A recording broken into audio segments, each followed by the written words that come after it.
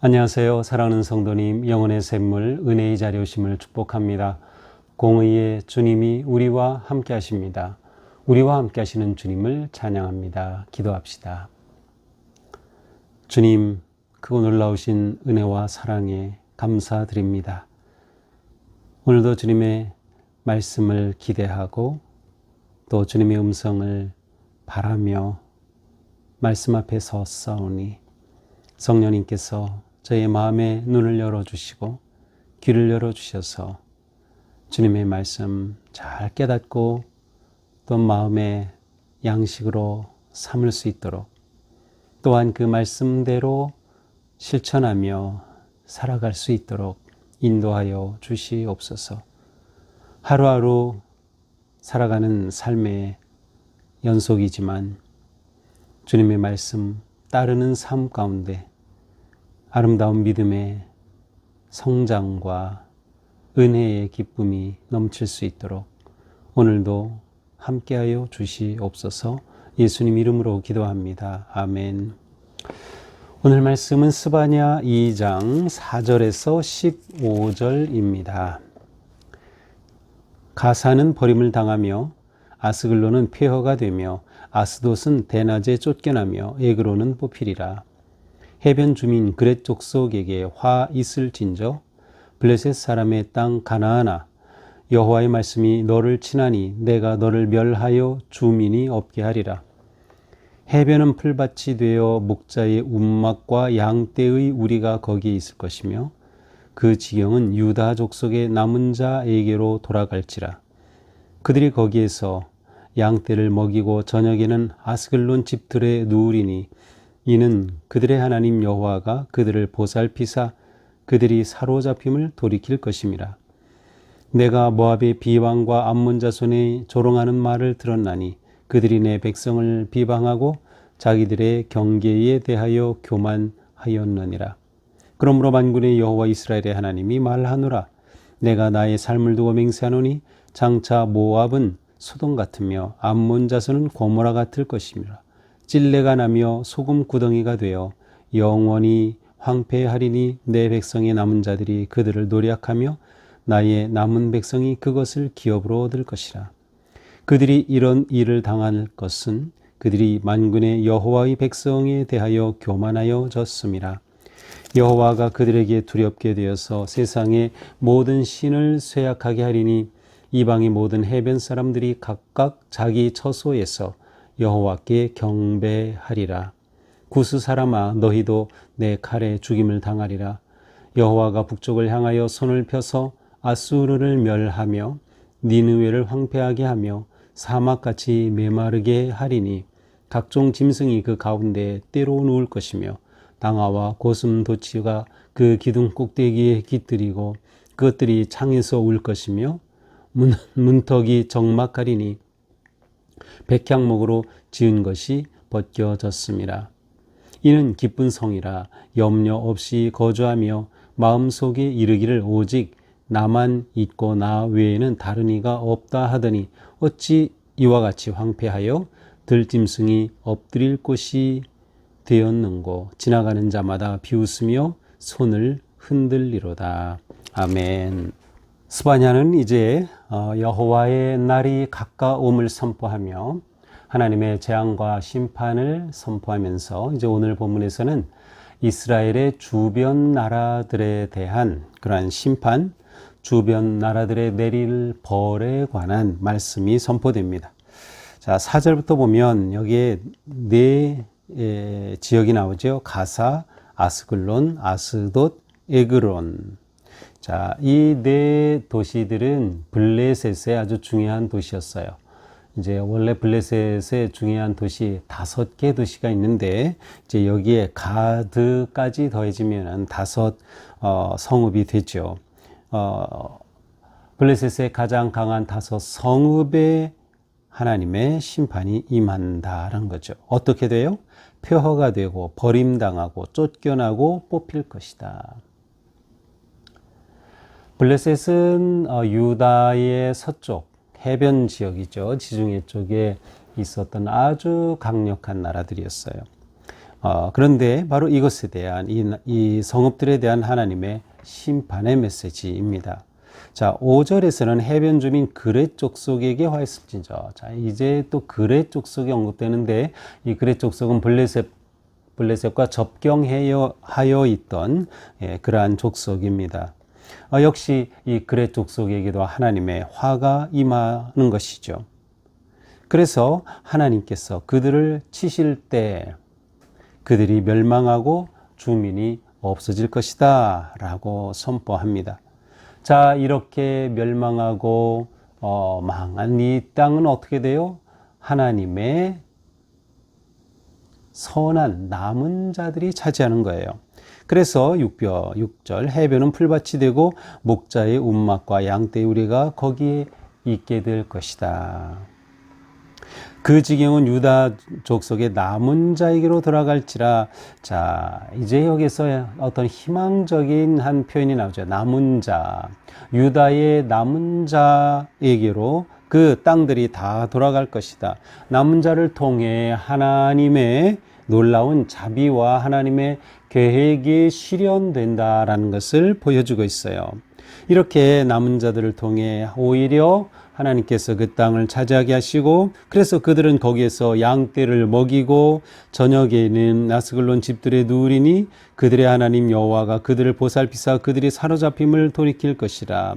결국 하나님께서 남은 자 하나님을 끝까지 의지하고 하나님 앞에 섰던 겸손한 자들을 그들을 택하시고 그들을 회복시키시고 그들을 보살피셔서 그들에게 이 땅을 주실 것이다 라고 하는 그런 희망의 메시지. 그러니까 주변 국가 나라들에 대한 심판과 함께 하나님께서 남은 자들을 세우시는 그러한 내용이 포함이 되어 있어요.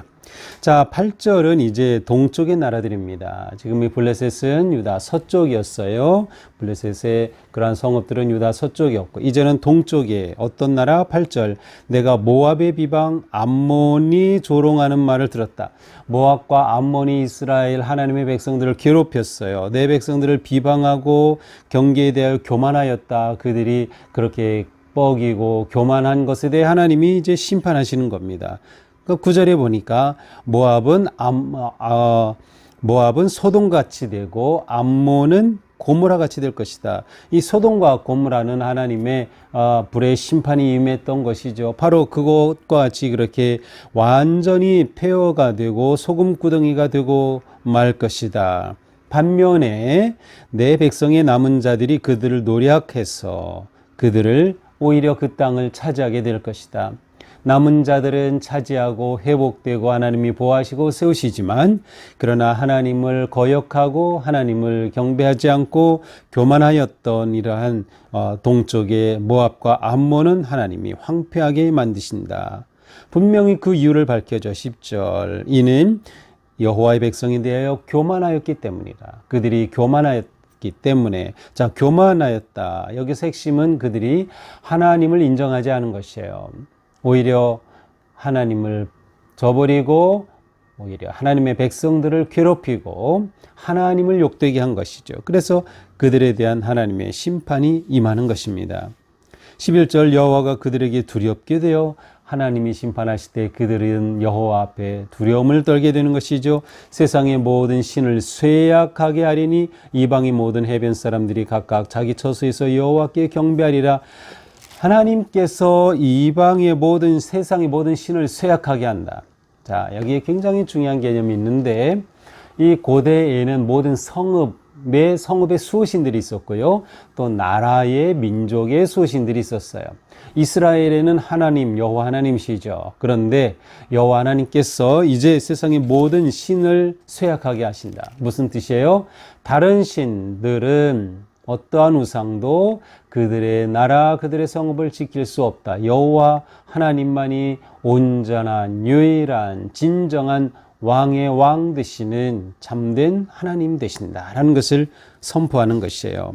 그래야 하나님이 이방 나라들을 심판하실 때 그것은 곧 그 이방 신 나라들이 섬기던 신을 심판하신 것과 똑같은 거예요. 그래서 세상의 모든 신을 쇠약하게 할 것이다. 그렇게 될 때 모든 나라가 여호와 앞에 경배하게 되는 것이다. 이방이 여호와께 경배하게 되는 것.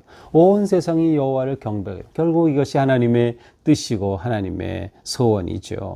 자, 12절부터 이제는 남쪽입니다. 구스 사람아, 너희도 내 칼에 죽임을 당할 것이다. 구스는 에티오피아를 말합니다. 구스. 근데 이 스바냐가 예언할 이때 이 구스는 사실 그 당시에 이집트가 전체 지역을 통치하는 그러한, 또 북쪽의 아수르가 강력하게 내려오는 그런 때였어요. 그래서 어떻게 보면 이것은 구스가 망한 것을 이미 목도한 것을 선포하는 것일 수도 있어요. 그러나 어쨌든 이렇게 남쪽에 대해서도 하나님께서 심판하시는 거예요. 자, 이제 13절은 북쪽 나라들입니다. 어떤 나라예요? 아수르를 멸하고 니느웨를 황폐하게 하시며 사막같이 메마르게 할 것이다. 하나님이 심판하실 때 이 나라들이 사막과 같이 황폐하게 되고 완전히 하나님의 앞에, 심판 앞에 멸망하고 말 것이다. 자, 이렇게 되면 그 영화가 대단했죠. 아수르와 니느웨의 영화가 대단했어요. 그러나 그러한 영화로웠던 모든 것들이 다 폐허가 되고 말아요. 14절에 보니까 짐승이 그 가운데에 때려놓고 그냥 들짐승들이 다니는 거예요. 당아와 고슴도치, 세 번역에 보니까 이 당아와 고슴도치는 갈가마귀와 올빼미라고 되어 있어요. 어쨌든 여기서는 야생동물이 그냥 그 아름답고 화려하던 성읍을 다 차지하고 그렇게 황폐화된 모습을 말하는 것이에요. 아주 아름답게 세웠던 집들, 백향목으로 지은 것들 다 벗겨지는 거에 폐허가 되는 것이죠. 뼈대만 남고 많은 그러한 모습. 이들은 이전엔 어땠어요? 우리 기쁜 성읍이다 라고 그들은 승리에 취해 있었어요.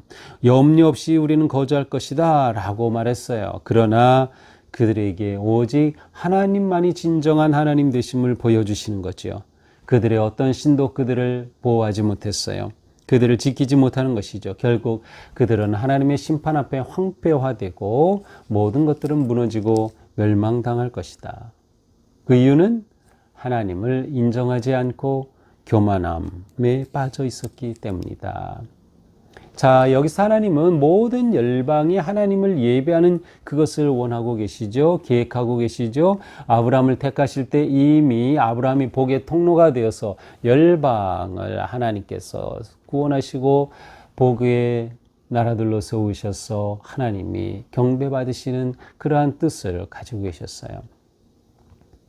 그런데 이들이 하나님을 섬기지 않는 그것, 곧 교만으로 표현이 되죠. 하나님의 심판의 이유입니다. 자, 오늘 본문은 이방 나라들에 대한 심판, 그와 함께 그럼에도 유다의 남은 자들을 통한 회복의 메시지가 담겨 있습니다. 자, 우리는 오늘 본문을 통해 하나님은 열방의 주인이시다라는 것을 우리는 봐야 합니다. 하나님은 열방의 주인이시다. 그런데 열방의 주인이신 하나님은 공의의 하나님이셔서 이방 나라들의 교만함과 그들의 불의와 그들의 자만을 깨뜨리시고 멸하시고 심판하시는 것이죠. 이 땅에 영원한 나라는 없습니다. 오직 하나님의 나라만 영원할 뿐이에요. 이 땅에 영원한 나라는 없다. 아무리 오래되어도 결국은 무너지는 것이 나라입니다. 오직 하나님만이 영원하심을 볼 수 있습니다. 또한 이방신들은 어떠한 성읍, 어떠한 나라도 구원하지 못한 것을 보여줘요. 오직 하나님의 심판 앞에는 다 무너지고 마는 거죠. 하나님만이 참된 하나님이심을 드러내는 것입니다. 하나님의 통치하심 앞에 모두 경배하고 무릎을 꿇는 것이 마땅한 일이죠. 이것만이 하나님의 은혜를 입고 회복될 길이 되는 것이에요.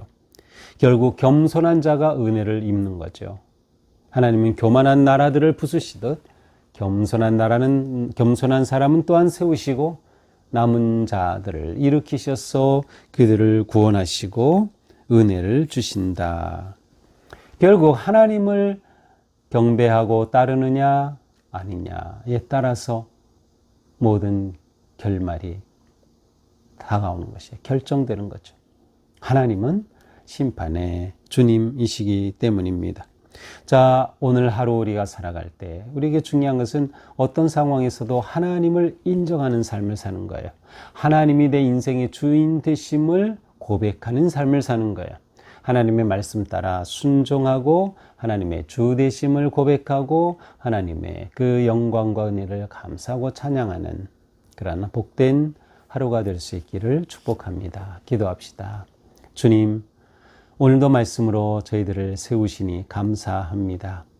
오늘 하루 저희가 살아갈 때 오직 하나님의 이름을 높이고 하나님의 영광을 구하며 하나님을 예배하는 진정한 겸손한 주님의 자녀들이 되게 하옵소서.